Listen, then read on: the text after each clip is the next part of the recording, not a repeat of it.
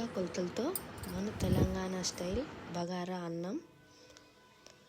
First oil పోసుకోవాలండి. Bagara ఆకు, bagara masala items అన్నీ వేసుకోవాలి.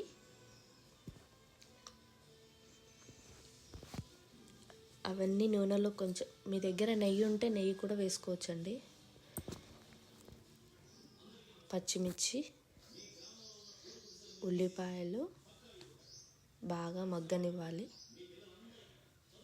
సాజీరా, పసుపు ఇప్పుడే వేసుకోవాలి. నేను లేట్గా దొరికినాయి, తర్వాత వేసుకున్నా. అల్లం వేసుకోవాలి. అల్లం మగ్గిన తర్వాతకి కొత్తిమీర, పుదీనా వేసుకోవాలి. 5 నిమిషాల తర్వాతకి మసాలా కూడా వేసుకోవాలి. తర్వాతకి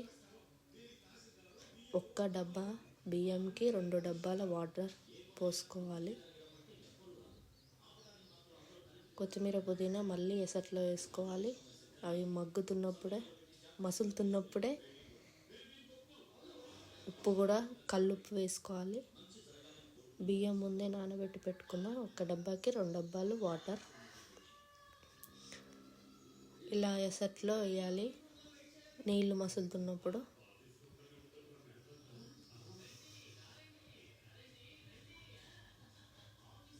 మొత్తం బియ్యం అన్నీ వేసుకోవాలి. అప్పుడు వాటర్ పోసుకోవద్దు, పోసుకుంటే మెత్తగా అవుతుంది.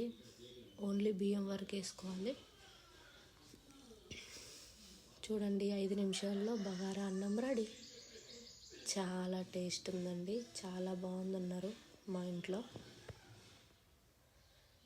సూపర్ టేస్ట్ వచ్చింది.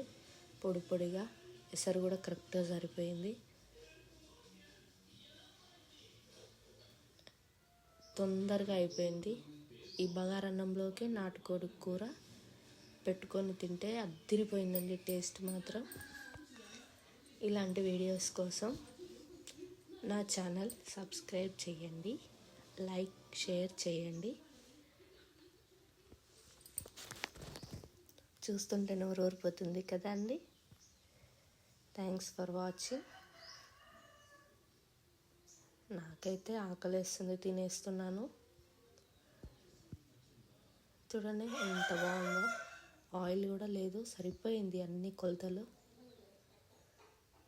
Bye bye. Thank you.